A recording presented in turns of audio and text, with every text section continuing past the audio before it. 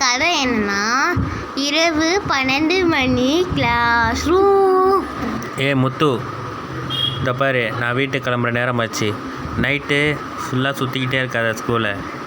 Night 12 மணி ஆகிட்டா அந்த second ஃப்ளோரில் உள்ள 3rd பிக்கு மட்டும் போயிடாத.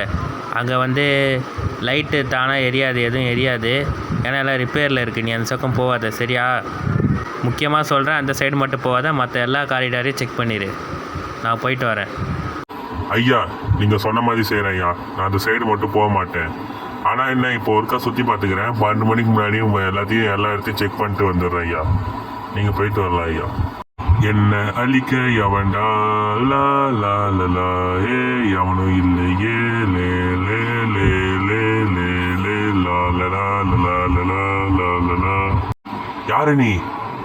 இங்கே என்ன பண்ணுற? உன் தலையிலேருந்து ரத்தம் ஒளிவிட்டு இருக்கு. நீ யாரு?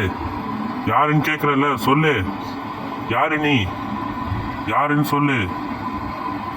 அந்த பையன் பின்னாடி இருந்த போர்டில் என்ன எழுதுச்சுன்னா, என்னை தேடாதே. அதை பார்த்து அவன் கிளாஸ் ரூமை விட்டு ஓடிட்டான். இந்த வீடியோ பிடிச்சிருந்தா லைக் பண்ணுங்க, சப்ஸ்கிரைப் பண்ணுங்க, கூட இருக்க பெல் பட்டனை கிளிக் பண்ணுங்க.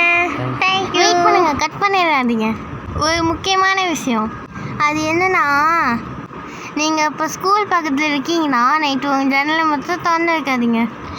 ஏன்னா யாராவது உங்ககிட்ட ஹோம்ஒர்க் கேட்டு போகிறாங்க. தேங்க்யூ.